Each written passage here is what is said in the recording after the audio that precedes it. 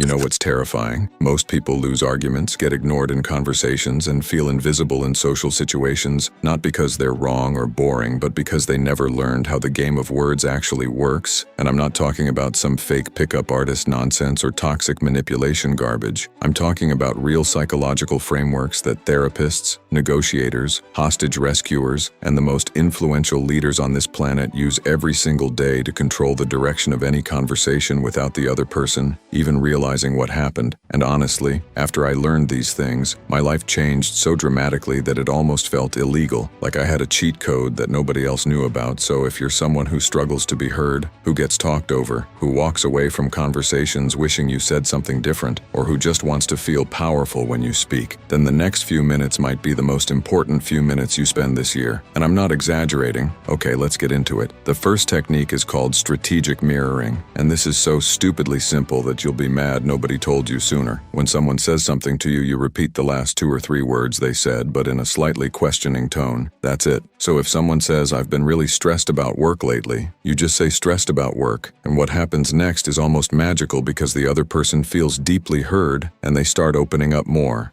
They start trusting you more. They give you information they wouldn't normally share. FBI negotiator Chris Voss talks about this in his book Never Split the Difference, and he used this exact technique to negotiate with actual terrorists. Now imagine what it can do in your daily conversations with your boss, your friends, your crush. The second technique is something I call the pause of power. Most people are terrified of silence in conversations, so they rush to fill every gap with words. But here's what psychologically happens when you pause for just 3 to 4 seconds after someone says something important. The other person's brain starts racing. They start wondering what you're thinking. They start assigning you more authority, more depth, more intelligence. Think about every powerful character you've ever seen in a movie. They don't rush to speak, they pause, they let the weight of the moment sit there, and you can do the same thing starting today. Next time someone asks you a tough question or says something confrontational, just pause, look them in the eyes, and then respond slowly and calmly. The shift in power is immediate and honestly a little scary. Now the third one is what I think separates average communicators from people who genuinely control rooms, and this is called labeling emotions. Instead of reacting to what someone says, you name the emotion behind it. So if your friend is being passive-aggressive, instead of getting defensive, you say, "It sounds like you're feeling frustrated with me." And this does something wild to the human brain, because when you label someone's emotion accurately, it actually reduces the intensity of that emotion. It's called affect labeling, and there's neuroscience research from UCLA backing this up. The amygdala, which is the fear and emotion center of the brain, literally calms down when someone feels like their emotion has been recognized. So you're not just winning the conversation, you're actually changing their brain chemistry in real time. And by the way, if you're the kind of person who actually pays attention to content like this and genuinely wants to level up your understanding of human psychology and social dynamics, then I already know you're different from 90% of the people who click on videos like this and scroll away. The people who stick around, who actually absorb and apply this stuff, are the ones who end up running rooms in 2 years while everyone else is still wondering why nobody listens to them. Now the fourth technique is something most people will never use because it requires emotional maturity, and that is strategic agreement. When someone is arguing with you or pushing back on something instead of fighting back, you agree with the part of their argument that's valid. You say, "You know what, you're right about that," and then you redirect. This disarms people instantly because the human brain is wired to expect resistance during conflict. So when you remove that resistance, the other person literally doesn't know what to do next. Their entire argumentative framework collapses, and now you're the one leading the conversation wherever you want it to go. And the fifth and probably most powerful technique is controlling the frame. Every conversation has a frame, a context, an underlying assumption, and whoever controls that frame controls the entire interaction. For example, if someone says to you, "Why are you always so quiet?" the frame of that question assumes something is wrong with you. But if you respond with, "I just prefer to speak when I have something worth saying," you've reframed the entire dynamic. Now your silence isn't a weakness, it's a power move. And this works everywhere, in job interviews, in relationships, in negotiations. The person who sets the frame wins, period. Now here's what I need you to really understand, and I mean this from the bottom of my gut. Knowing these techniques means nothing if you don't practice them tomorrow. Not next week, not next month, tomorrow. Because I've seen it happen 1,000 times. Someone watches a video like this, feels inspired, feels like they've unlocked something, and then goes right back to their old patterns, right back to being talked over, right back back to feeling small in conversations, and that version of you, that quiet, invisible version, doesn't deserve to be your future. You have the tools. Now the question is whether you're going to use them or let them collect dust like every other piece of advice you've heard and ignored. The people who change their lives aren't smarter than you. They just act faster.